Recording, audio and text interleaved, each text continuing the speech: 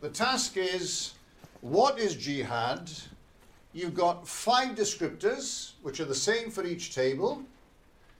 And then you have to rank those descriptors according to the best fit. So if you put, for example, taking revenge at the top, then you were saying taking revenge is the closest fit to the meaning of jihad. That's what we're doing, okay?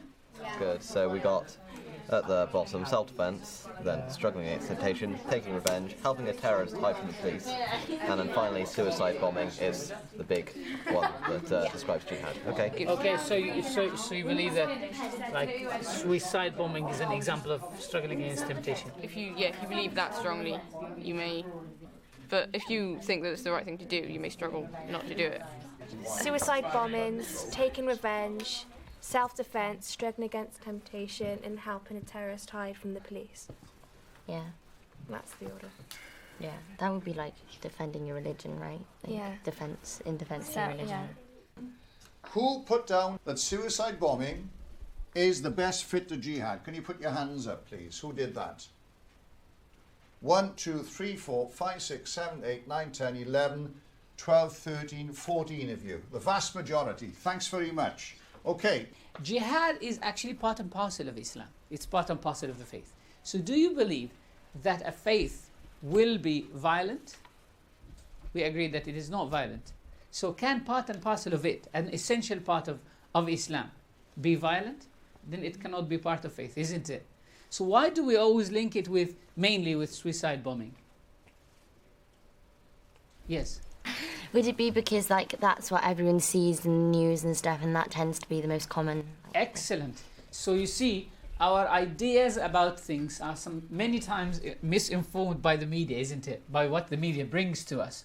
So because suicide bombing has been always presented, been promoted by extremists and unqualified people as that jihad, we have always linked it with it. Actually, out of these 5, I would take 2 out and say they have nothing to do at all with jihad.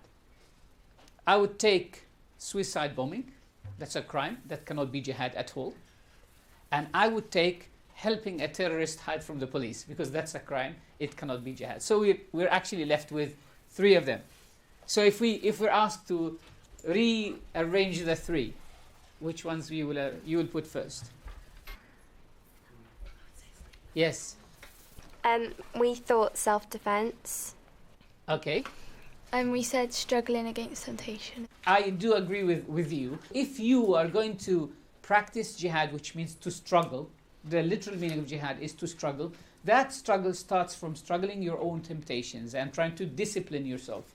Then when someone is out there and you want to struggle in life, you can't struggle in life unless you have managed to discipline yourself better. So we confirm and we affirm that Islam is a non-violent religion, which means that if any of its particles, jihad is part and parcel of the faith, and therefore it cannot be that violent, so it cannot mean suicide bombing, it cannot mean hiding from the police or helping a terrorist to hide from the police, because this is a crime. It has to mean one of these 3 things: struggling against temptations, self-defense, and taking revenge in case someone has been subject to an attack. Okay. Now that really turned over completely, because when we asked originally how many people had thought it was, what did we say? Suicide bombing? What was the number? Remind me, what was it? About 15? About 14? 14 or 15? Yeah. And that's completely turned around. Okay, so I want 5 ways or 5 things that we all face in our daily lives for struggling against temptation. Well, give me one example before we start. Food. Food. How do you mean food? Like if some people are on a diet, they're going to want sweets, aren't they? Absolutely. A friend of mine is a diabetic, and they know that they can't take certain things, but they want to. That is a struggle against temptation. Next table. Not telling the truth or lying, cheating, being lazy, stealing, and annoying siblings purposefully. Okay, that's a Annoy big your one. siblings. Yes, that's a big one. Is that a big jihad for you? that It's one, a is it? big temptation. It's a big temptation. Okay. Next table. Procrastinating, food, keeping money, buying things, and lying. And when you say keeping money, what is? So if you're supposed to pay someone back some money, you just say you forgot about it and just keep doing that. Ah, right. Excellent. Okay, this table. We said food, cheating on tests, annoying somebody, using your phone in class, or to give up. That's an interesting one. Yes, to give up. yes, Shane. to give up. That's an interesting one. Yes. Actually, that's the main reason for failure, when people just give up.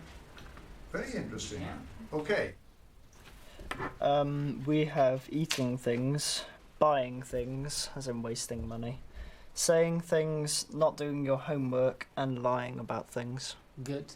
The word jihad is taken from the word juhd, which means to exert effort, to make effort, to stop things, to get rid of many bad habits that you have. So if you're talking too much, if you're sleeping too much, if you're eating too much, if you're mixing with people too much in a way that makes you completely confused and you don't focus on your own things, it takes a lot of effort, isn't it? A long-term plan to get rid of that or to get out of that. That in essence means jihad. Procrastination is something really, really big, because you know it stops you from developing. Because you keep saying, okay, I'll be doing this later on, I'll be changing this habit tomorrow. I'm going by the end of the year, I'm planning to have a new start in my life, and it never comes. That never comes. So jihad in essence is to be in a continuous state of betterment of oneself.